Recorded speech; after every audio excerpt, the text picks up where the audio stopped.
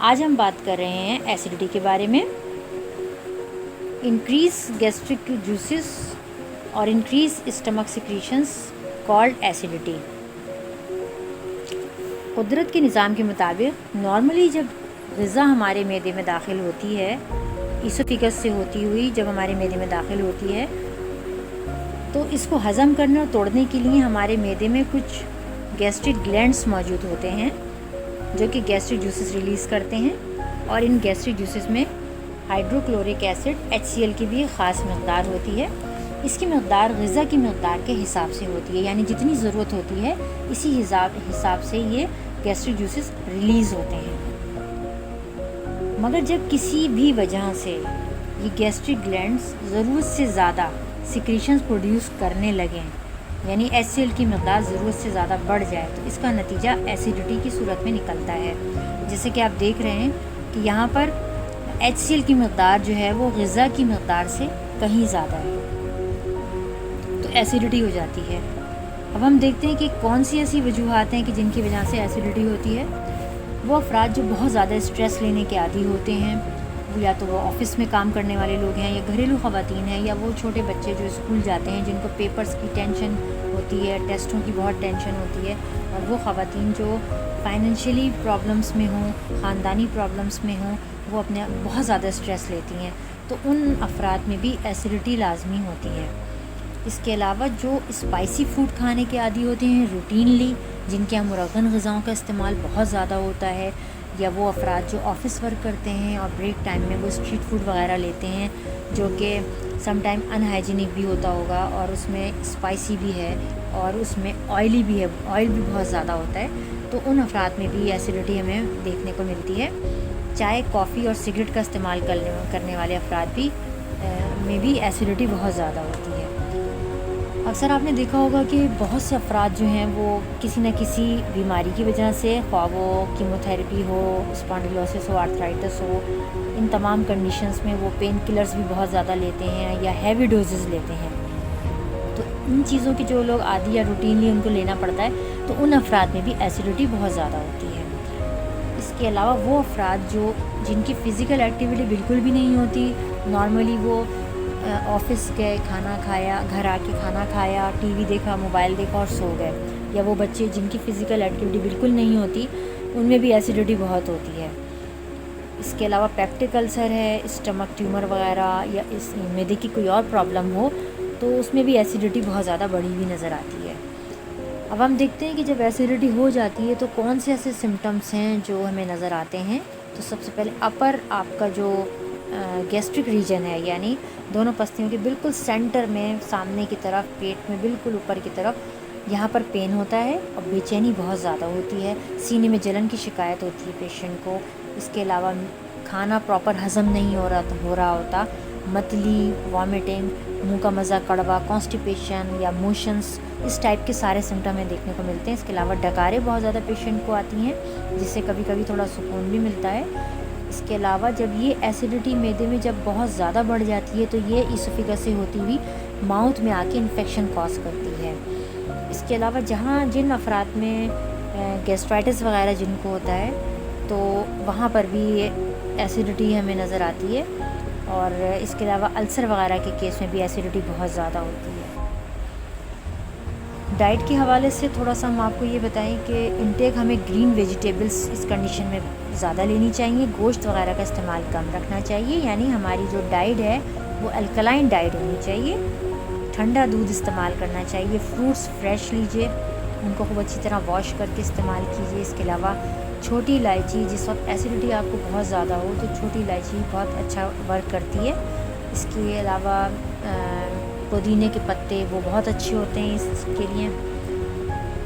अब हम देखते हैं कि हम होम्योपैथिक ट्रीटमेंट में कौन कौन सी मेडिसिन इस्तेमाल करते हैं।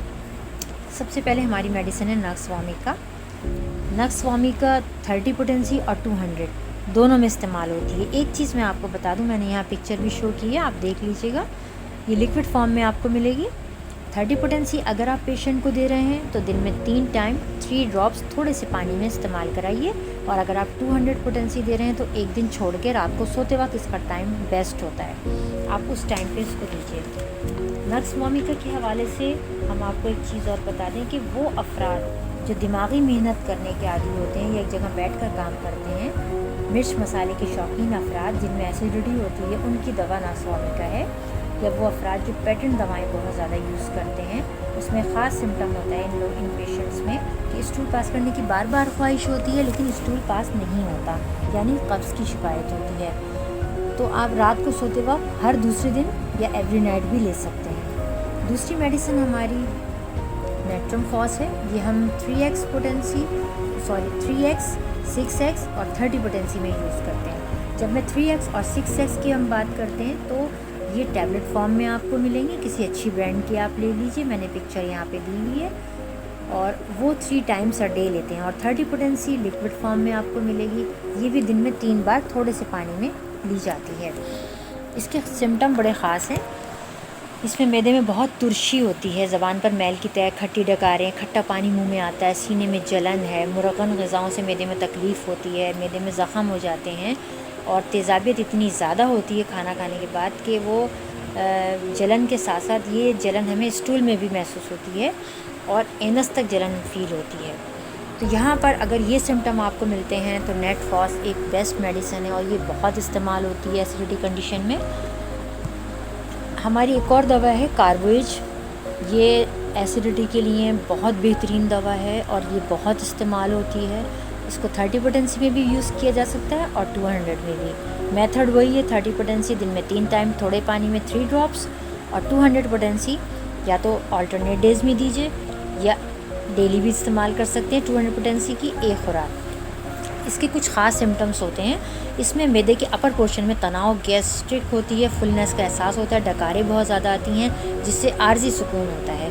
इसके अलावा इसकी ख़ास सिम्टम है कि सफोकेशन बहुत ज़्यादा होती है, पेशेंट को ताज़ा हवा की ख्वाहिश वो करता है, बाहर निकलने की या पंखा खुला रखने की ख्वाहिश वो करता है, हाजमा बहुत स्लो होता है, शदीद कमज़ोरी, खून की कमी और जिस्म ठंडा, ये सारे सिम्टम्स होते हैं। और मरीज़ में ना मायूसी वाली कैफियत बहुत ज़्यादा होती है। अगर आपको ये सिम्टम्स नज़र आते हैं तो कार्बोइज हमारी बेस्ट मेडिसिन है। इसके अलावा आर्सेनिक हमारी दवा है जिसमें बेचैनी बहुत ज़्यादा होती है, पेशेंट इधर उधर टहलता रहता है और इसकी बड़ी टिपिकल सी प्यास होती है, थोड़ा थोड़ा पानी थोड़ी देर में पिएं। अगर ये सिम्टम आपको मिलते हैं तो आर्सेनिक आपकी बेस्ट मेडिसिन है।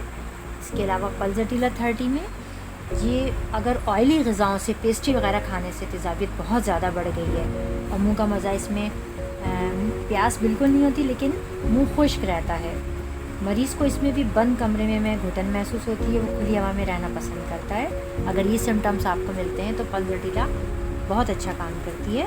रुबाइनिया एक मेडिसिन हमारी बहुत अच्छी है जिसमें सीने में जलन, खट्टी डकारें और खट्टा पानी मुँह में आता है।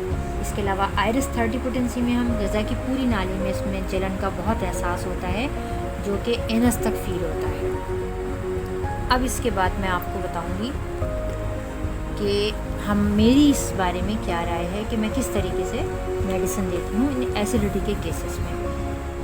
सबसे पहले नेट्रम फॉस हम देते हैं और ये ज़्यादातर डॉक्टर्स 80% लोग देते हैं और ये आप घर में भी रख सकते हैं। बहुत सेफ़ मेडिसिन है क्योंकि बायोकेमिक मेडिसिन है ये। इसमें आप 3x पोटेंसी या 6x या 30 कोई भी यूज़ कर सकते हैं दिन में 3 टाइम। इसको कंटिन्यूसली कम से कम, अगर आपको तेज़ाबियत काफ़ी रहती है तो कम से कम 1-2 महीने इस्तेमाल करें तो बड़ा अच्छा रिज़ल्ट आपको मिलता रहेगा। और इसके साथ हाँ, मैं ज़रूर इस तरह देखती हूँ कि अगर नक्स वोमिका के सिम्टम है, यानी वो अफराद जो ऑफिस वर्क करने वाले हैं, मिर्च मसाला खाने के बहुत ज़्यादा आदी होते हैं, जिनमें कॉन्स्टिपेशन की शिकायत है, तो वहाँ पर हम फिर नक्स वोमिका रात को सोते वक्त 1 डोज देते हैं और साथ में नेट्रम फॉस 3 टाइम्स देते हैं। लेकिन अगर पेशेंट मेरे पास ऐसा है जिसको घुटन, सफोकेशन बहुत ज़्यादा है, अपर पोर्शन में उसको तनाव मैदे में महसूस हो रहा है, तो वहाँ पर हमारी मेडिसिन सिम्टम वाइज कार्बोइज होती है जो कि हम 200 पोटेंसी की 1 डोज देते हैं और उसके बाद हर दूसरे दिन देते हैं इसको, और 30 पोटेंसी में नेट्रम फॉस रिपीट करते हैं। लेकिन वो केसेस जहाँ क्रॉनिक केस है, बहुत पुरानी एसिडिटी की शिकायत है इस और सिम्टम्स भी यही हैं, तो वहाँ हम 30 पोटेंसी में कुछ टाइम के लिए कार्बोइज खिलाते हैं।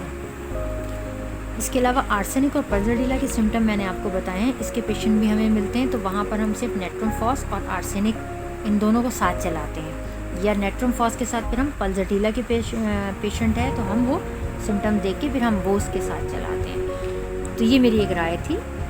और इसके अलावा मैं आपसे एक बात और ज़रूर शेयर करूँगी कि आप जब भी कभी किसी पेशेंट को मेडिसिन दें तो प्लीज़ दुरूद शरीफ पढ़ के दीजिए, ताकि उस दवा में अल्लाह ताला शिफा